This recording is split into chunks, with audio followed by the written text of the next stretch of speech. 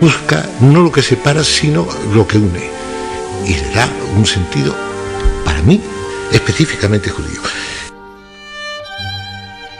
Es el Cantar de los Cantares 5.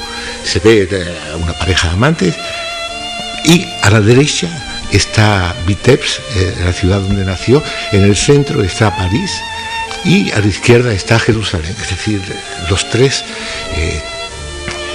direcciones de su vida y las tres direcciones de su alma.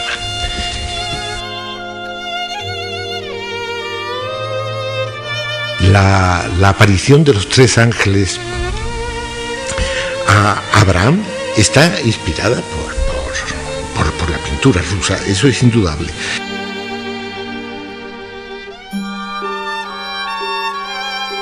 Jesús es sencillamente una representación del mártir judío. Por supuesto, él no lo ve como Dios, y que judío lo marca muy, muy precisamente. Jesús aparece desnudo y cubierto, como han visto, por un shal ritual, siempre, por un talit.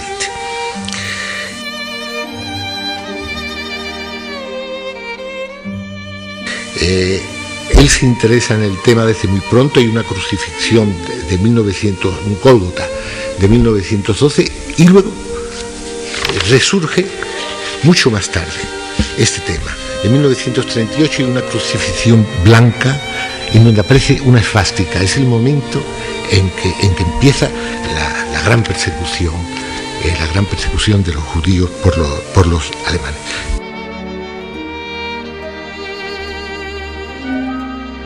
Hay una afirmación de Chagall que me parece que lo caracteriza perfecta. Está hablando de su infancia muy pobre, y dice literalmente que no tenía juguetes. Entonces lo que le quedaba era coger las cosas, reflexionar y soñar sobre ellas. Este era mi juego.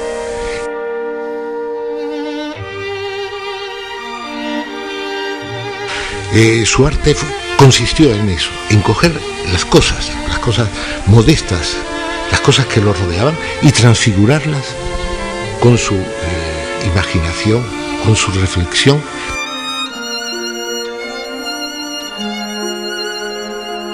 Verdad, bondad y belleza son para él una misma cosa.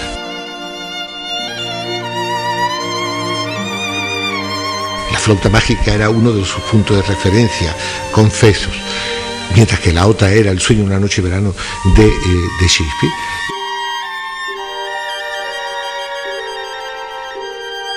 Chagall es, en principio, de entrada, es el hombre que ve que el mundo está mal y que tiene que ponerlo en orden, que tiene que controlar, que tiene que dominar. El hombre incapacitado para el amor, porque para amar hace falta admirar absolutamente al otro. Y las personas como Chagall, en su origen, era un hombre con el orgullo tan inflado, tan absolutamente, que en principio no podría amar, y la alegría la mantenía al margen. Esto es las características de las personas como Chagall. Y sin embargo, Chagall inmediatamente es un hombre que redimensiona su orgullo, que se aplica al amor hasta el punto de que se habla de él como pintor del amor, lo cual es verdaderamente excepcional en un hombre de estas características, y la alegría.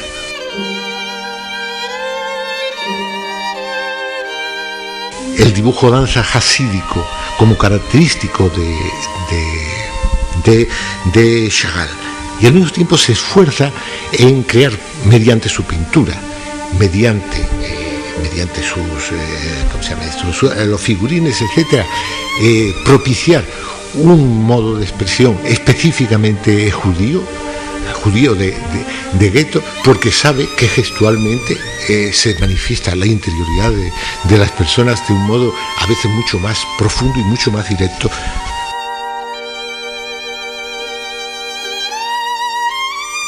Hay que demostrarle al mundo, que la tradición judía es una tradición en donde se afirma el valor de la alegría, y de que la alegría es la emoción que está más ligada con lo sagrado. La advertencia rabínica: se te pedirán cuentas por todo lo que hayas podido disfrutar y no hayas disfrutado.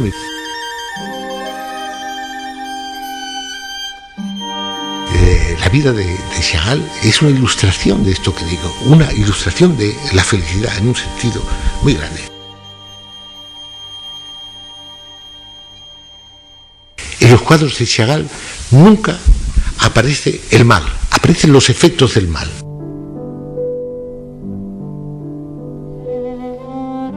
Pero la respuesta de Chagall es muy clara. Termina los grabados ilustrando la Biblia y empieza a pintar el mensaje bíblico.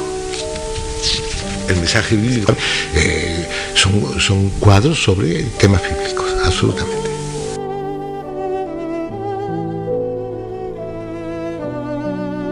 Publica los 105 aguafuertes de la Biblia, a principios de los 60 termina el mensaje bíblico y extiende su actividad de judío testimonial de un modo sin precedentes. Es el momento en que procura hacer obras que escapen a los coleccionistas.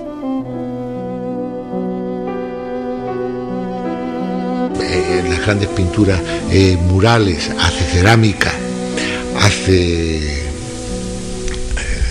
mosaico, tapicerías, vitrales, inaugura su museo.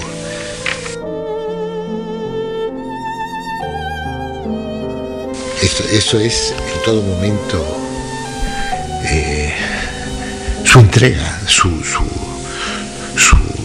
la devolución de todo lo que ha recibido de la vida al resto de la humanidad.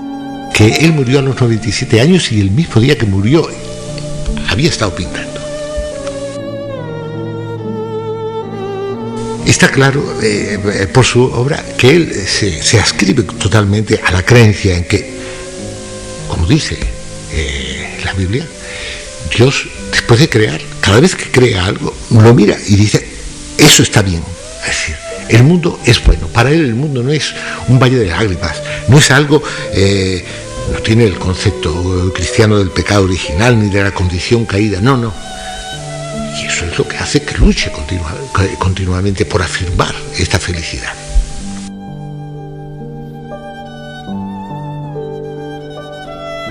Doy amor, pero busco, como es propio de la tradición judía, en Dios. La justicia y el amor son una misma cosa. La misericordia y el rigor son una misma cosa. Y Chagall intenta en su vida hacer lo mismo. Y eso se traduce, como dije, en la no presencia del mal en sus cuadros. Yo denuncio el mal, pero no absuelvo porque no está en mi mano. No le quito importancia al mal. No quiero saber nada del juicio porque yo no enjuicio.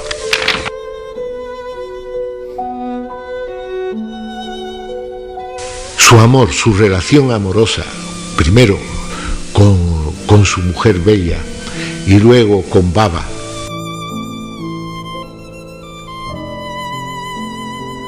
es un hombre absolutamente amoroso y con una presencia total de la pareja en sus cuadros.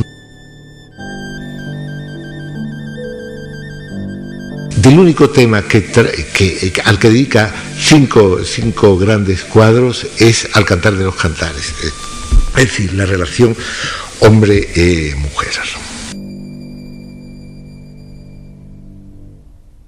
Vemos en los cuadros de Chagall la presencia de animales, la presencia de animales no como cosas secundarias, sino al mismo título que las personas, porque en todo esto, y en los paisajes y en los ríos, en todo lo que refleja, está la presencia de Dios.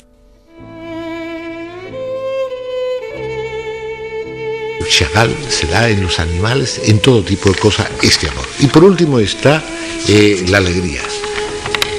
Está la danza como expresión de la alegría, ese dibujo danzante jasídico tan característico de Chagall.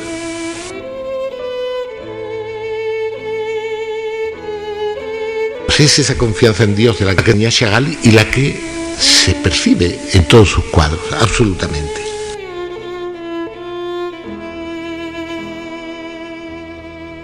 Indudablemente, pues el conocimiento carnal implica ese trato profundo.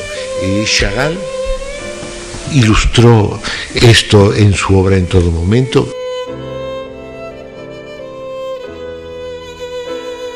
Es el amor en la obra de Chagall un asunto, digamos, muy obvio, ¿no? Que transmite muy elocuentemente sus pinturas, pero que cuesta, digamos, descifrar o explicitar el arraigo y el alcance del sentimiento del amor en su obra,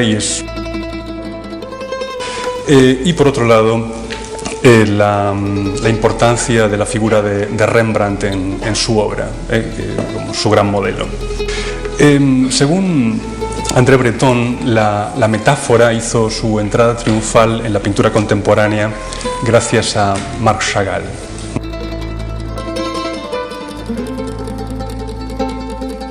Sus coetáneos vanguardistas lo conocieron como el poeta, le poète, el pintor lírico que representaba metáforas del fluir de la vida, del sentimiento de la experiencia y del intenso poder del amor como energía del perfeccionamiento humano.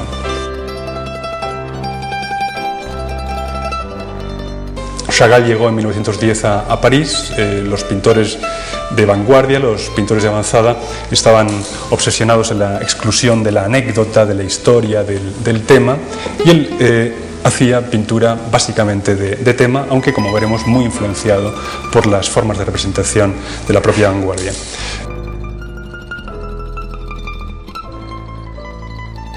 Chagall fue uno de los más grandes y preclaros pintores de nuestro siglo y, a la vez, uno de los mayores detractores de la pintura moderna.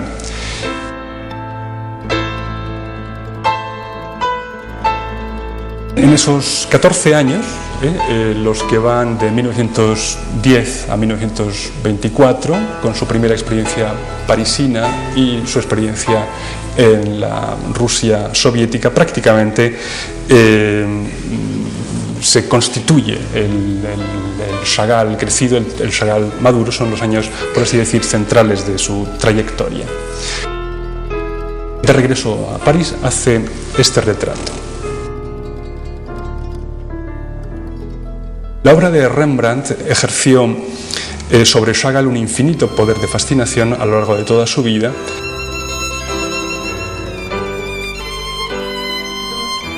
El autorretrato de 1924 del joven y sonriente Marc Chagall actualiza autorretratos del joven Rembrandt.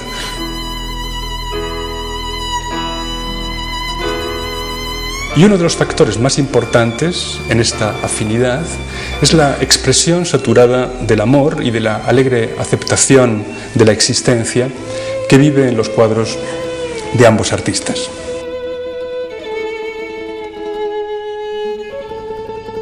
El salto de la novia judía de Rembrandt al caballo rojo de Chagall, que tienen ustedes en la pantalla, puede resultar algo desconcertante. Evocación de la ternura que expresa la mano del novio son rasgos comunes a ambos cuadros.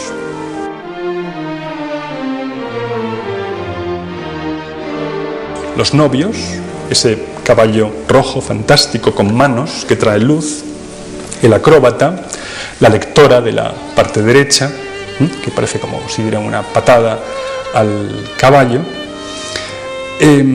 seres híbridos o incorpóreos que tocan el violín, como este personaje prácticamente translúcido, ¿no? Que atraviesa la calle, o un ser híbrido, eso que es un hombre con un pie en forma de cabeza de gallina, que sobrevuela el paisaje. Y otro motivo, desde luego, el propio Vitebsk, la ciudad natal de Chagall, que aparece una y otra vez a lo largo de su vida en su obra. Tanto el acróbata, esto es el mundo del circo, como los violines de las fiestas judías, como la representación de la boda, indudablemente una actualización de la boda de Chagall, son motivos que pertenecen a su mundo interior. Su predilección por las fiestas judías, sus vivencias de infancia, etc.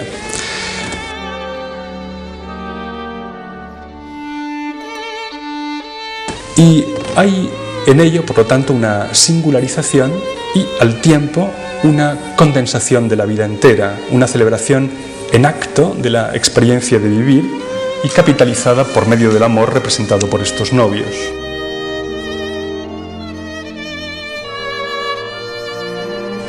Chagall describió en su autobiografía el momento en el que conoció a Bella, su primera mujer, del siguiente modo: su silencio era el mío, sus ojos los míos.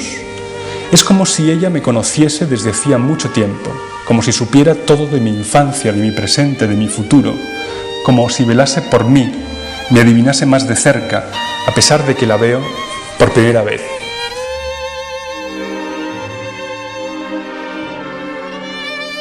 ¿Acaso no es cierto que la pintura y el color son inspirados por el amor? La pintura es únicamente el reflejo de nuestro yo interior y por eso mismo el dominio del pincel es secundario. No sirve para nada. El color y sus distintas líneas contienen vuestro carácter y vuestro mensaje.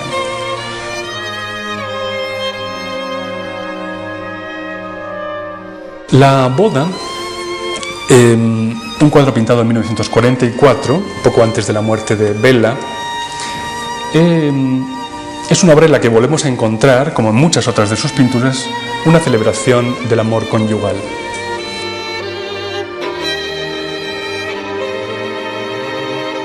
Decía el pintor: la forma no es lo importante, lo grande es expresarlo. La pintura debe tener un contenido psíquico. Yo mato toda veleidad decorativa, atenúo el blanco, ensucio el azul con mil ideas.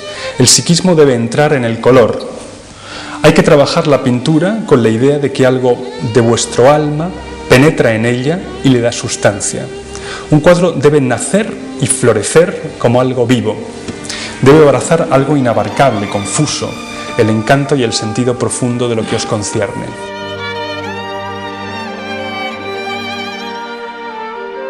Durante su primera estancia en París, entre 1910 y 1914, Chagall pintó cuadros que serían, desde luego, impensables si no hubiese existido contacto con la vanguardia fauve, la vanguardia de los salvajes, la vanguardia expresionista, la vanguardia cubista. El soldado bebe, este cuadro que tiene en la pantalla, que es de 1912, es de tema ruso, un soldado ruso con el samovar, etc. Pero el tratamiento del color y del volumen y la forma de descoyuntar el espacio que se acusa en el cuadro hacen ver el poder de sugestión que sobre Chagall ejerció la pintura independiente del país de la primera preguerra, el mundo de Fernand Léger, el mundo de Jacques Villon, el mundo también, aunque en este cuadro no sea tan evidente, de Matisse, etc.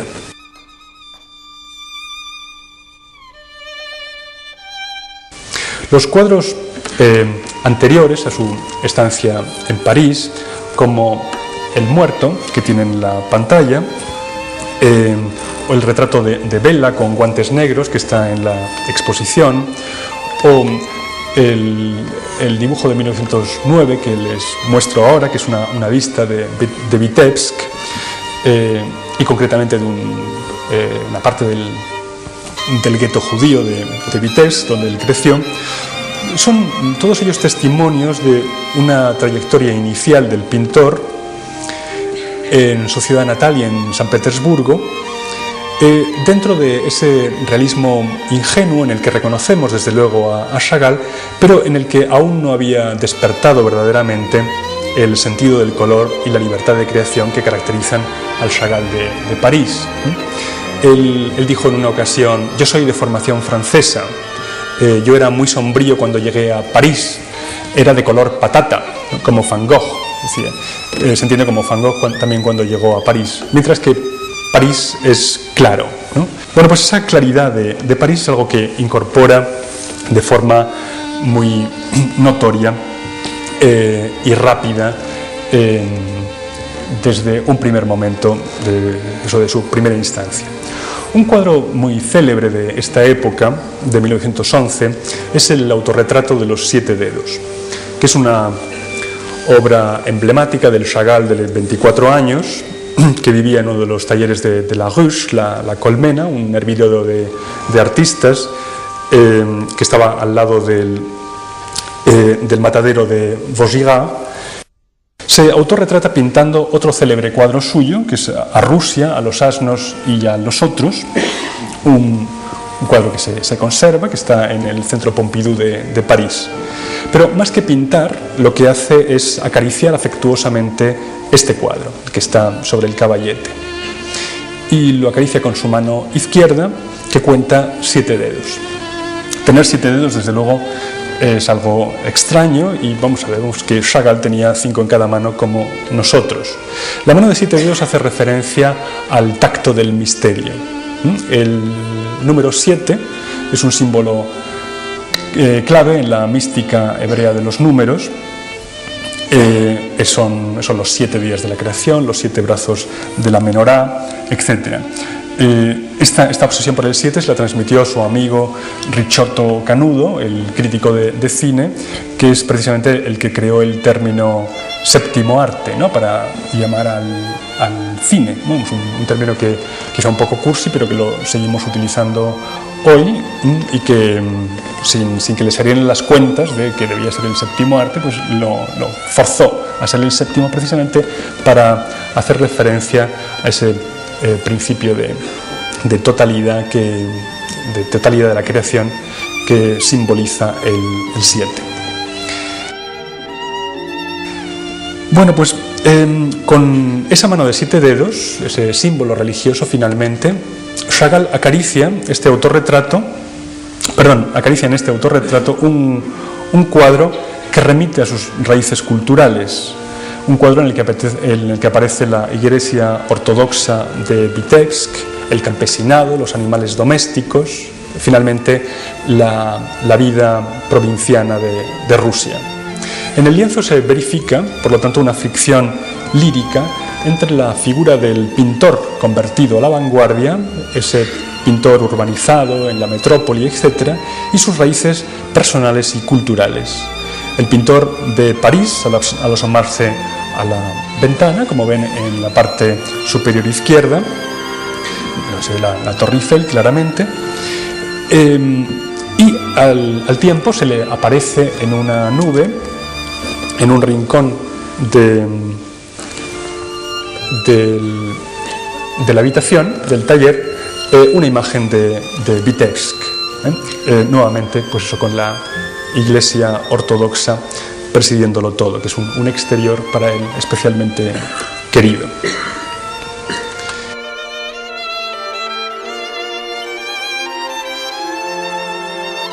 Uno de los lienzos de Chagall que llevan un más fuerte marchamo de las técnicas de representación de la vanguardia, y más concretamente del orfismo de Delaunay, es este Adán y Eva, que se convirtió en homenaje a Apollinaire. En el ángulo inferior izquierdo, junto a la pierna derecha de esta doble figura, encuentran ese corazón traspasado por una flecha con los nombres de Guillaume Apollinaire, Ricciotto Canudo, Blaise Cendrars y Walden, esto es Herbert Walden, el galerista, y los poetas, el crítico de cine antes mencionado, como haciendo de ellos objeto importante de consideración y dedicando a estos poetas finalmente el cuadro. Aparte de esta dedicatoria, hay un uso de discos de color y fragmentos de discos superpuestos al modo del Delaunay orfista, que mandan completamente en esta composición abstracta. Esta figura híbrida, con 2 piernas y también 2 troncos y 2 cabezas, es una representación de Adán y Eva entrelazados en un solo cuerpo, como una especie de simbiosis de contrarios que se impone en la composición. Se cuenta que el contenido, así, esa referencia a Adán y Eva, se hace mucho más oscuro si el cuadro se titula simplemente Homenaje a Apollinaire. Esa aproximación tan nítida, tan explícita a la experimentación orfista y, en fin, y a las técnicas de creación poética típicamente vanguardistas, contrasta, sin embargo, con testimonios que encontramos en su autobiografía y que dicen cosas como la siguiente: impresionismo y cubismo me son ajenos. El arte me parece sobre todo un estado del alma. El alma de todos es santa, en todos los bípedos y en todos los puntos de la tierra. Solo es libre el corazón sincero, que tiene su propia lógica y su razón. El alma que ha llegado por sí misma a este grado, llamado por los hombres literatura, ilogismo, es la más pura. Ese ilogismo refleja un estado del alma. No hablo del viejo realismo ni del simbolismo romanticismo que han aportado pocas cosas, tampoco es de la mitología ni de la fantasía cualquiera.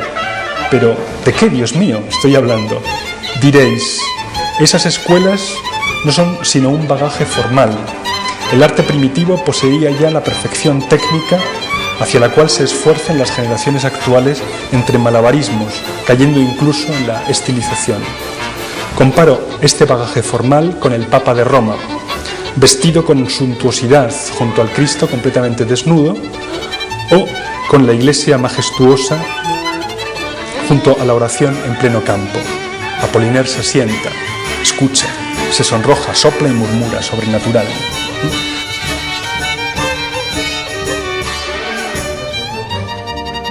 El reloj es un tema que aparece una y otra vez en la obra de Chagall, que representa ese transcurrir inexorable, torpe, imprevisible del tiempo, como este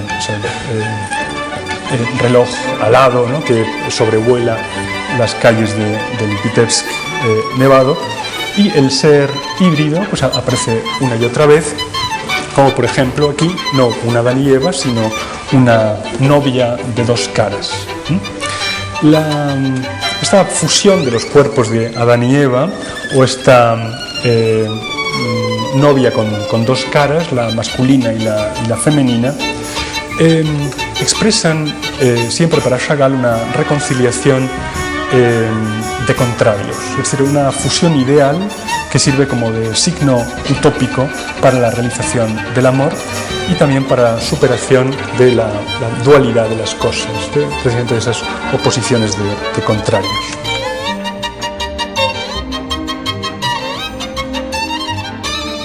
Aquí tienen un cuadro de 1925, La vida campesina, donde es esa especie de conciliación entre lo humano y lo animal, entre la realidad y el sueño, ¿no?, lo que evoca con un sentimiento amoroso, lo mismo que en este cuadro Yo y la ciudad, este dibujo coloreado, aparece ese sentimiento de amor reflejado en otras dimensiones, por ejemplo el amor a los antepasados, como en este soberbio cuadro, El cementerio judío, que está en la exposición y que ciertamente nos recuerda pues ese facetado de Feininger y otras cosas, pero que fundamentalmente es eso, como una excrescencia del cementerio, como algo vivo y que se proyecta sobre el cielo, y que es una exaltación finalmente de los antepasados a los que les muestra una y otra vez fidelidad.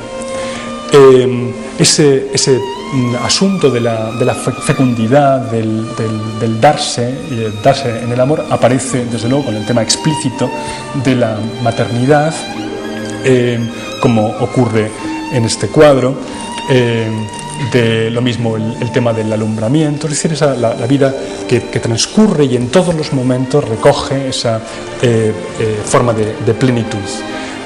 Al igual que el asunto de la fiesta, ¿no?, la fiesta, particularmente la fiesta judía, con la música del shofar y del violín, que él recrea una y otra vez, en la que se da esa especie de exaltación dionisíaca, ¿no?, de la vida universal.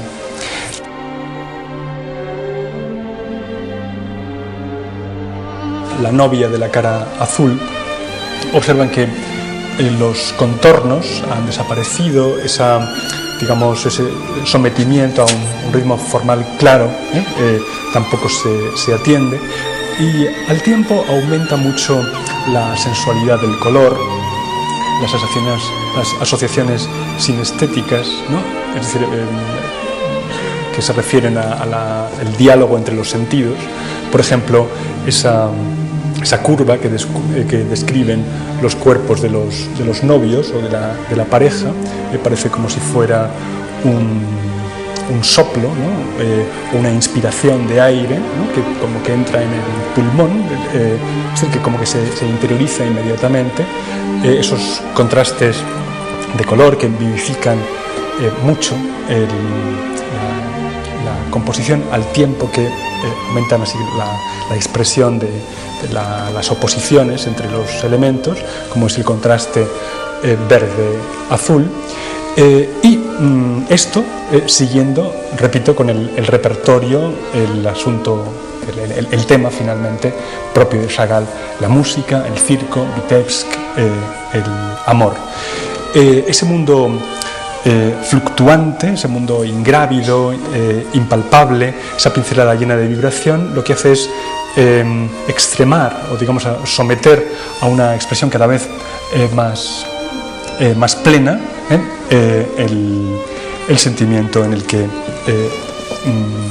abunda, y que es un sentimiento, como han podido ver ustedes, que parte necesariamente del interior, que es una pintura que se produce desde el interior. Y me parece muy significativo esta idea de la inspiración, ¿sí? Como que se refleja en la forma de la novia de la cara azul.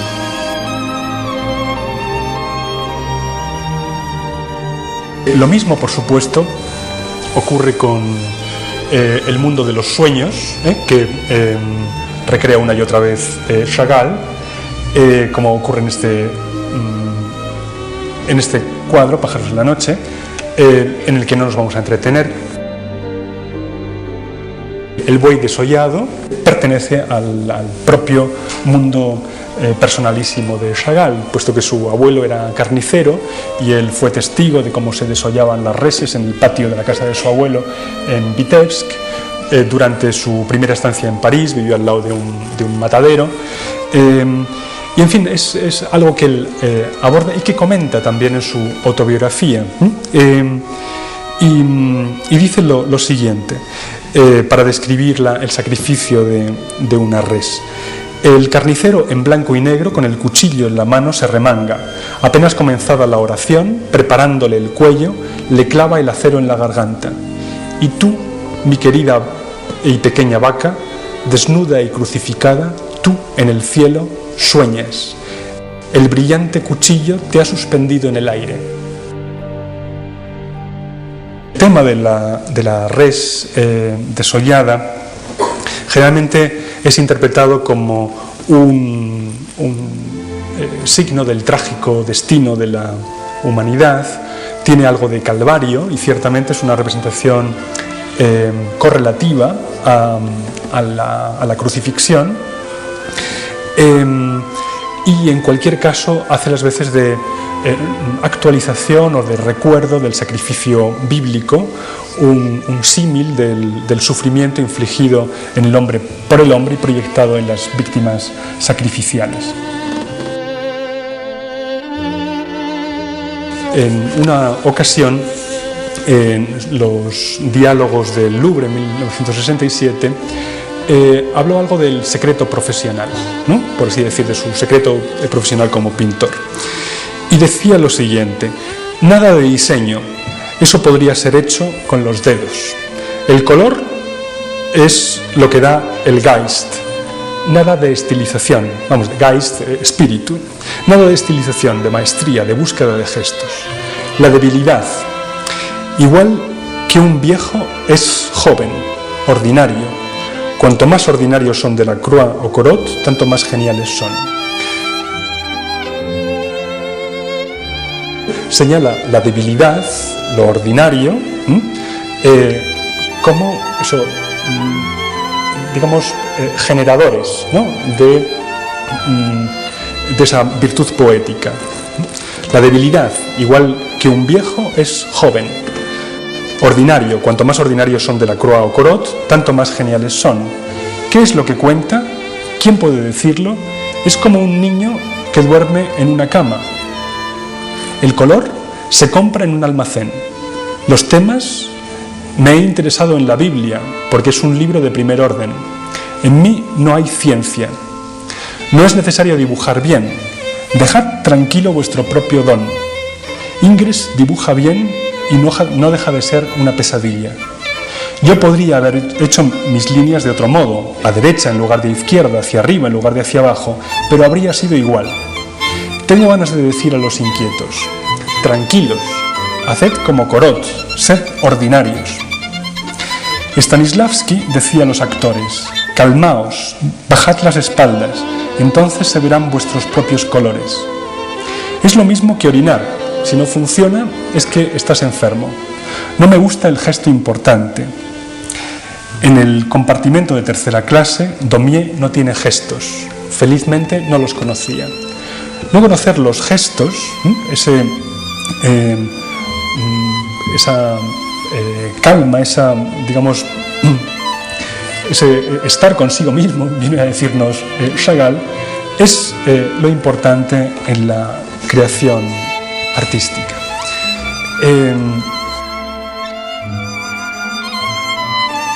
Hay un cuadro de 1917 en el que se nos muestra a Chagall pintando y con una aparición, se titula así La aparición, y que recuerda ciertamente apariciones de ángeles, por ejemplo Jacob y el ángel, o la Anunciación, y que viene a ser como una representación de la inspiración, ¿no? Bien, el cuadro, que como ven vuelve a mostrar así un punto de encuentro, el pintor con algo que le viene de fuera, nos indica precisamente esa misma cosa, esa importancia del no yo, esa importancia del frenar la propia voluntad, eso que Franz Marc llamaba la animalización del arte, la objetivación del arte, por renunciar al yo. Por lo que más le fastidiaba, decía, era la firma, ¿no?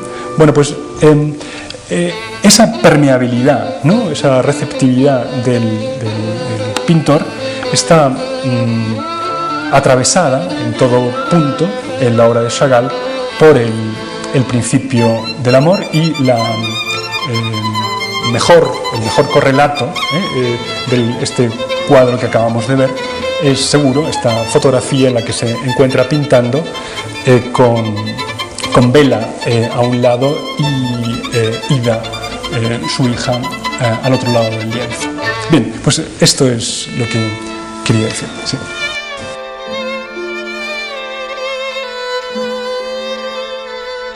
Desde mi temprana juventud, la Biblia me cautivó.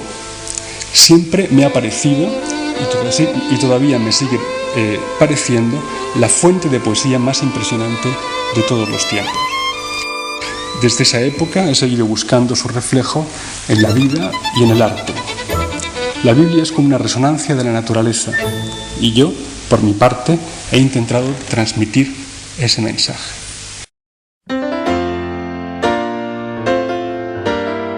La persecución de los judíos durante el genocidio nazi y en los pogromos de la Unión Soviética son un tema recurrente que aparece revestido siempre con representaciones que hacen referencia a episodios del Éxodo o que se mezclan con cristologías, como ocurre en este cuadro Éxodo que está expuesto y donde, como ven, hay una columna de humo del barco a cuya forma se corresponde esa especie de excrescencia humana que es Moisés guiando al pueblo de Israel, y en los primeros planos una maternidad, el rabino y de forma muy llamativa la figura de Cristo.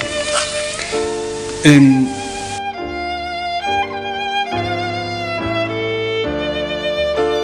tríptico que se compone de los cuadros Resistencia, Resurrección y Liberación, donde Chagall se sirve, como en otros cuadros, de alegoresis cristianas o judeocristianas sin citas precisas, para, digamos, mostrar un poco la lucha contra la opresión o simplemente el sufrimiento de los oprimidos.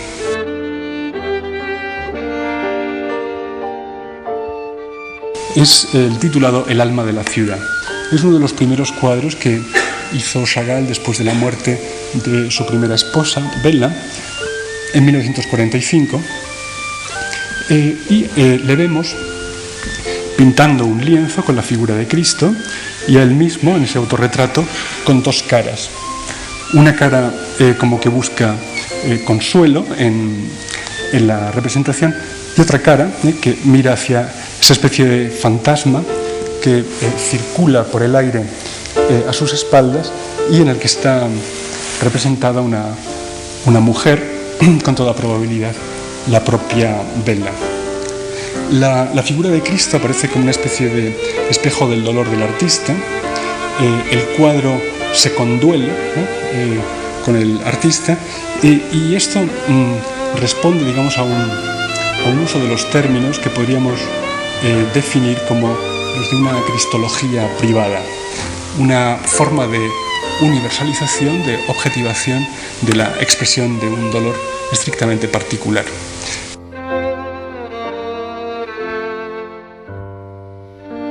Lo que el Cantar de los Cantares representa es, desde luego, una celebración sin límites de el gozo de vivir y del amor.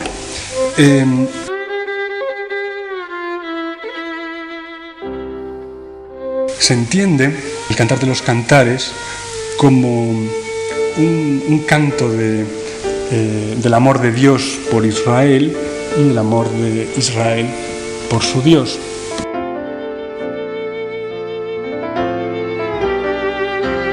Decía Chagall: ningún poder es capaz de asustarme hasta el punto de hacerme perder la fe en el ser humano.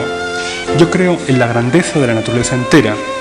Sé que la voluntad y el comportamiento humanos son muy a menudo la culminación de fuerzas cósmicas puestas en movimiento por la misma naturaleza, por el progreso de la historia y por la marcha del destino.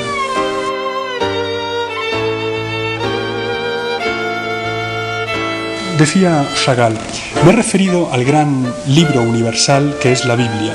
Desde mi infancia me ha abierto los ojos acerca del destino del mundo y me ha inspirado en mi trabajo. En los momentos de duda, su grandeza y sabiduría altamente poéticas me han serenado. Es para mí como una segunda naturaleza.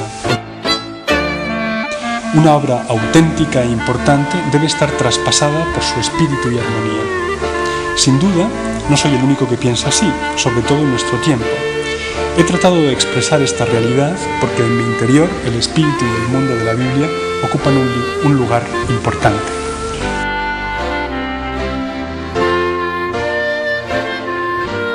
Decía Chagall: la humanidad había pensado alcanzar en el arte el refinamiento y el apogeo de su lengua, de su técnica, de sus medios de expresión.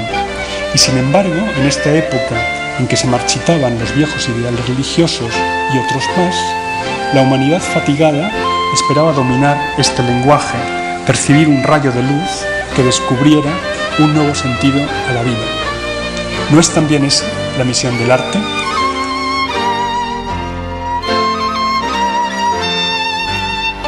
De la reivindicación de la música y la danza popular como nuevas fuentes de creatividad, que en su obra se convertirán en poderosos iconos unificadores de su mundo material y espiritual.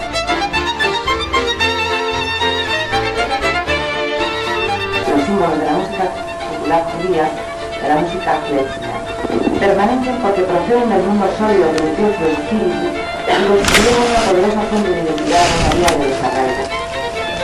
La representación de los instrumentos no es descriptiva sino alegórica, y este carácter se irá acentuando con el tiempo a través de las sucesivas metamorfosis, personificaciones e hibridaciones de los instrumentos klezmer que adquirirán fisonomías cada vez más evocativas y líricas.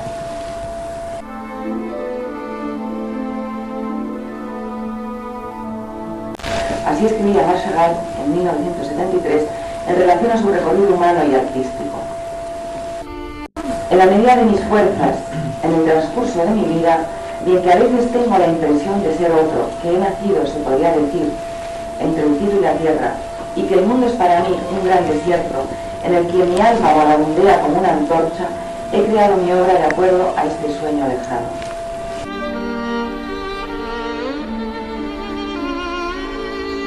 Cada artista tiene una cierta esencia, un cierto aroma de su lugar de nacimiento colgado de su obra. Estas primeras influencias dejan una marca decisiva como si fuese su escritura.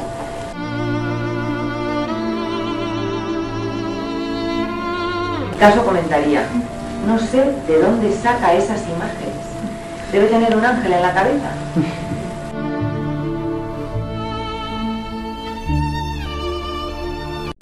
Me sumo en mis reflexiones mientras sobrevuelo el mundo, se explicaba.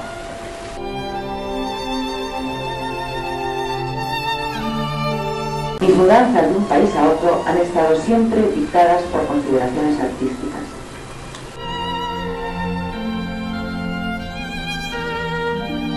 La música vocal y la danza tendrán un carácter sagrado en las comunidades jasíditas del este de Europa, donde nació Chagall, por su capacidad para predisponer al espíritu del estado de ánimo idóneo para alabar a Dios.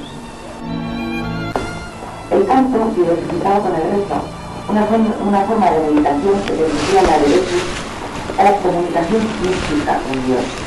Y era a través del canto del dibujo o melodía espiritual sin palabras que se alcanzaba esta iluminación.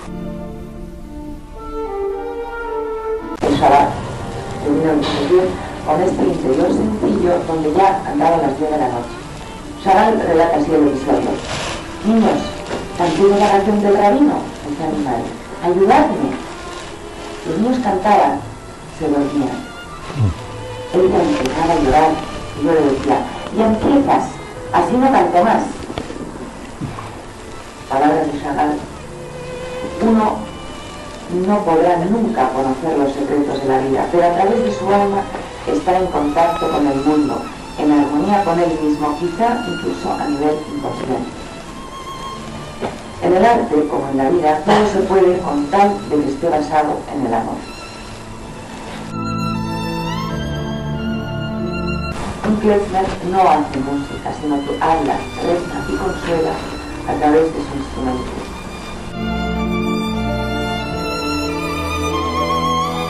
Para 1921, en Europa del Este, de una forma musical klezmer procedente de Rumanía llamada Doina. Originalmente era una canción de soledad típica de los pastores, pero con el paso del tiempo se convirtió en un preludio utilizado para atraer la atención y concentración de la audiencia a través, justo antes de iniciar el baile. También estaba presente en los rituales de las bodas, donde la asombrosa línea melódica de la Doina, ya no fijaréis, servía de escenario al Barcán, que era el maestro de ceremonias, del que hablaba antes, para recordar a la novia del paso que estaba dando a la monarca juventud. La novia era tal la barbaridad antes que le decía a este hombre que a veces la novia acababa llorando, pero a mares, ¿no? Está interpretado por un violín, acompañado por un címbalo que funciona como bajo, que hace las funciones de dominante y tónica, y es de tempo lento, pulso discontinuo y carácter improvisatorio. Sin interrupción, en forma de suite, es seguido por una onda, una danza en línea significa bailaban todos en línea, de los pastores moldados de tempo más animado, parecido a la danza búlgara que escucharemos a continuación. Gracias, Morgan. Este es el violín, y el cimbalón está haciendo como sonando la tónica y la dominante constantemente, y luego la vamos a escuchar.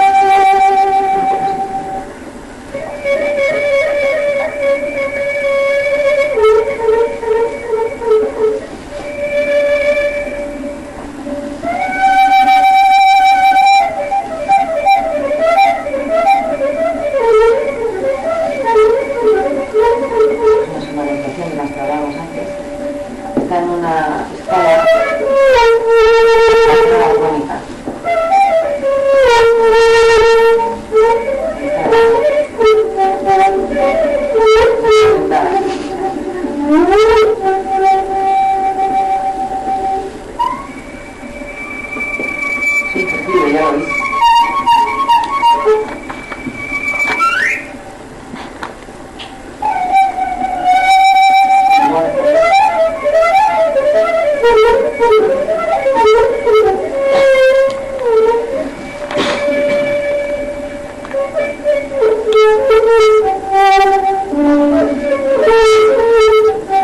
Sabía que abrir la pared, su que vaya estaba cercano.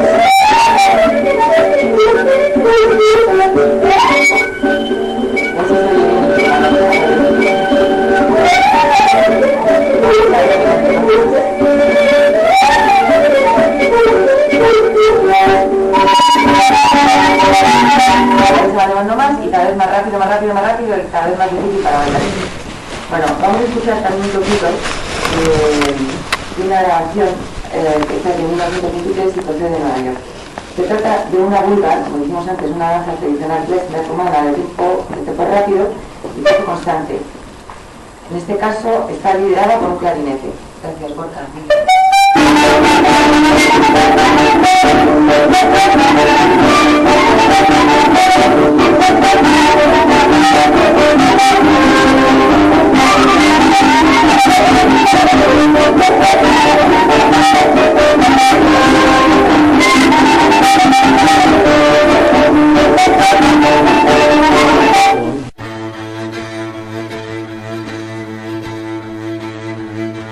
Me gustan los músicos de los banquetes de boda, el sonido de las polcas y los valses, el bacán, el maestro de ceremonias, con su voz alta, canta y chilla, novia, novia, y es un poco lo que te esperas.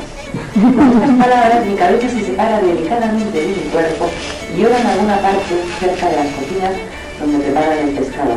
Abuelos y abuelas, chicos y chicas, mendigos y músicos, todos pateamos, aplaudimos y cruzamos las manos. Nos abrazamos, cantamos, bailamos y gritamos. ¡Felicidades! Una vez comprobado el pulso de todos mis parientes, pinto la boca.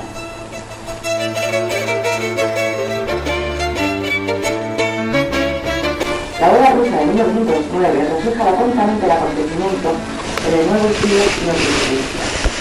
Tratada como un hecho humilde, la procesión está liderada por un grupo reducido de klezmerins, un violinista y un intérprete de cimbalón. Son los encargados de llevar a la novia y su cortejo es una boda. Todos ellos se convierten en reclamo para el resto de los viandantes, en este caso un aguador, una pareja, un mercader y una mujer. Los seres humanos están pintados más grandes que los edificios porque son más importantes. Y la perspectiva de la calle está modificada para que pueda verse a todo el mundo.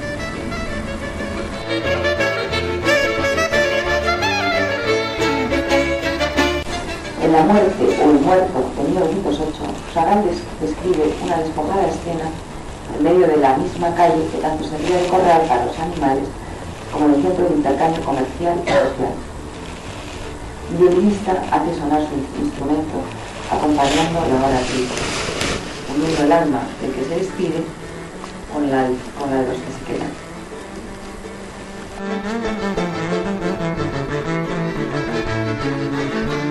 La figura del violinista, el líder de los grupos klezmer, es uno de los iconos más populares y poderosos de la obra de Chagall, símbolo de la música, del alma y la cultura judía.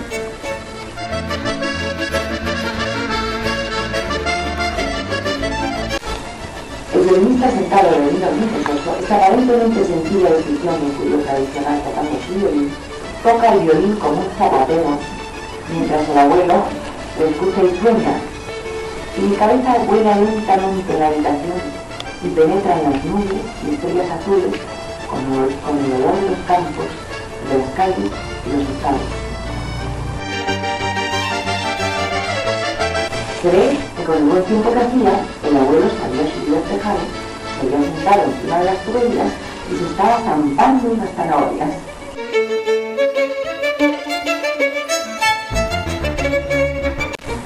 En el violinista Naranja de 1912-13, el violinista toca su instrumento naranja y al ritmo de su música zapatea los tejados ante un oscuro cielo celeste rodeado por elementos de los blancos.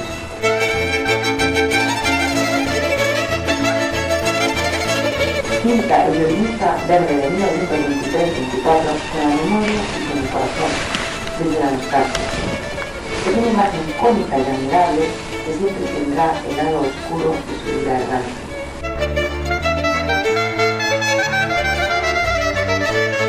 El nuevo de la Torre Eiffel, de 1938-39, es un homenaje de la pasión de Chagall por París, su segunda altura. Para finalizar, el morbo de Chagall del año 1947. Su mujer Vela muere en 1944 víctima de una virus. ¿Qué somos en este mundo sino tus hijos errantes? Señor, ¿qué pruebas impones a tu pueblo? Soñé mi vida en la aldea así, ya antes de emprender la travesía. La soñé en sus casas viejas, en el corazón de sus casas sencillas y buenas, y también en la negrura de la miseria. Seguí soñando en la ciudad, y evoqué tanto mi tierra. Nuestro pueblo luchará siempre hacia la luz, y yo lo auxiliaré con millones de mujeres. Para él es mi arte, Señor. ¿Quién si no iba a entenderlo? El rabino ilumina, recuerda que al final de la vida en la vela brilla un astro, pero el velo es tan intuitivo. ¿Por qué me privaste de Vela? El artista mártir debe sufrir especialmente. 2 exilios y 2 guerras, el desarraigo y la miseria no bastaban. Supongo que debió ser así. He comprendido que mi patria verdadera radica en el sufrimiento del pueblo. Soy solo un viejo pintor cansado, pero el terror, la medida en sus corazones y el mío propio me alientan a dar luz a esa obra, a hacer claro lo tenebroso y a dar color a las pasiones, motores de vida. Una obra de importancia iconográfica primordial será Soledad, la que tenemos en imagen de 1933, año en que se le deniega a Chagall y a su familia la ciudadanía francesa por su vinculación al régimen soviético. Un judío melancólico, quizás un rabino, sujeta la Torá en sus manos. Al otro lado, una vaca blanca que simboliza la bondad humana, mira con expresión contemplativa. Los dos mundos están unidos con la ayuda de un violín y con la del ángel que sobrevuela sus cabezas y sobre el inmerso en la de Dios.